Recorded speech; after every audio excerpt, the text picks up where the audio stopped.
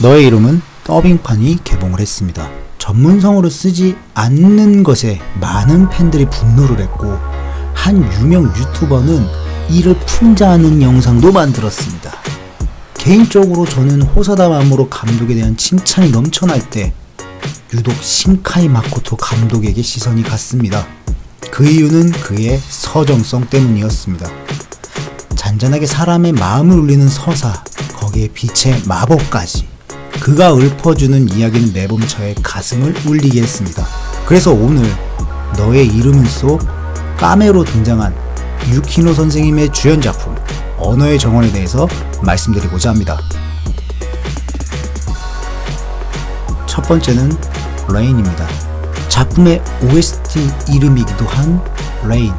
비는 두 사람을 연결시켜주는 매개체임과 동시에 다른 이들과 분리시켜주는 매개체의 역할도 하고 있습니다. 비가 오던 어느 날 신주쿠 쿄엔에서 유키노와 타카오가 처음 만나게 됩니다. 그리고 비가 오는 날이면 항상 두 사람이 만나게 되죠. 이 상황을 겉으로 보면 타카오와 유키노가 비가 오는 날에만 만날 수 있는 것 같이 보여요. 그러나 조금 더 자세히 내면을 바라봐 보면 비가 오기 때문에 다른 사람들이 그 공간 안으로 들어올 수 없다는 걸 알 수 있습니다. 왜냐면 우린 비 오는 날 공원에서 산책하지 않거든요. 영화 중반부 비가 오지 않는 여름방학 어느 날을 보면은 유키노가 홀로 신주쿠 쿄엔에서 타카오를 기다리는 장면이 있는데, 그때 두 사람만 항상 만났던 그 장소에 어떤 연인이 등장하는 걸 보여줘요. 이처럼 언어의 정원에서의 비는 두 사람만의 공간을 만들어주는 장치라 말씀드리고 싶습니다. 두 번째는 아이가 되고 싶은 어른, 어른이 되고 싶은 아이입니다. 영화 속 어른은 모두 동거를 합니다. 타카오의 엄마도 남자친구와 동거를 하고요. 타카오의 형도 결혼할 여자와 동거를 해요. 뿐만 아니라 유키노의 옛 연인 역시도 누군가 동거를 하는 모습을 보여줍니다. 이처럼 영화는 한 남자와 한 여자가 함께 한 공간 안에서 살아가는 것이 어른이라고 표현을 하고 있어요.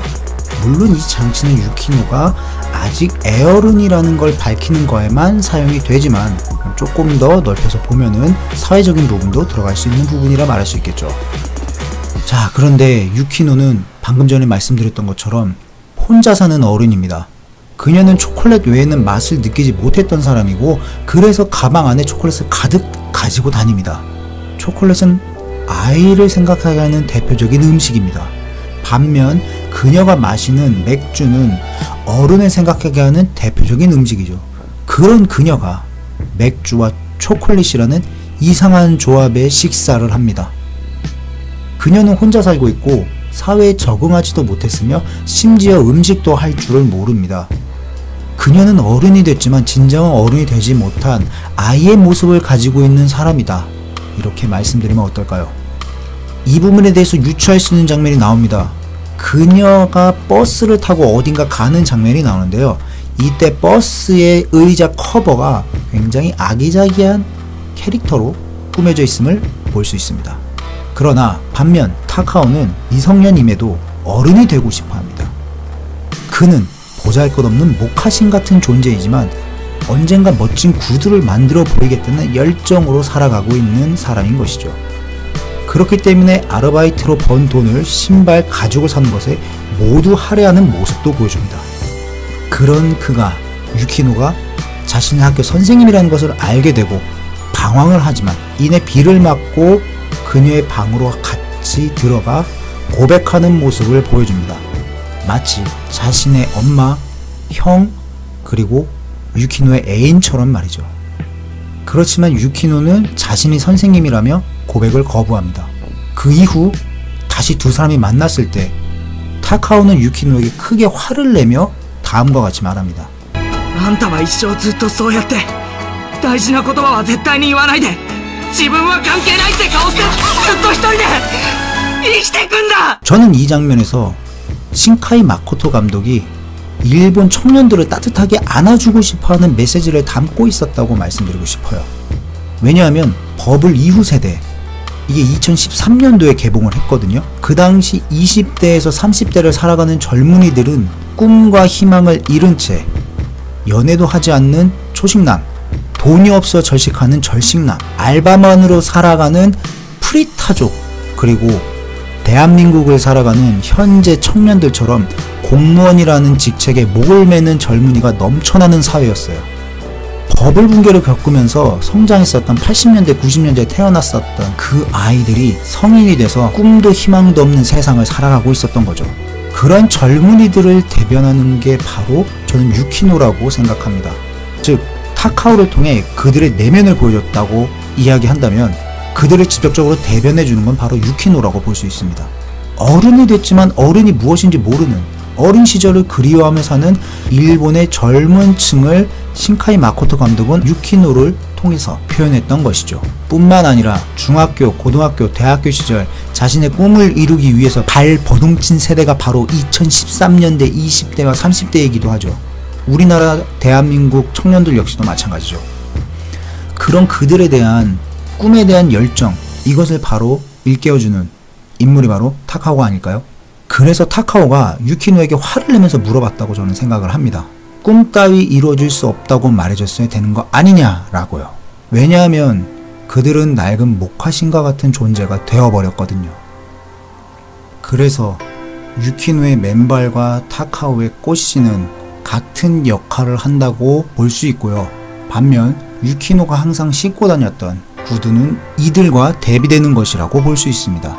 맥주, 초콜릿, 일반 구두는 대량 생산을 하는 제품입니다. 배송보단 실리를 추구하는 제품인 거죠. 반면 요리, 모카신, 꽃신 등은 단 한 사람을 위해 만들어지는 특별한 겁니다.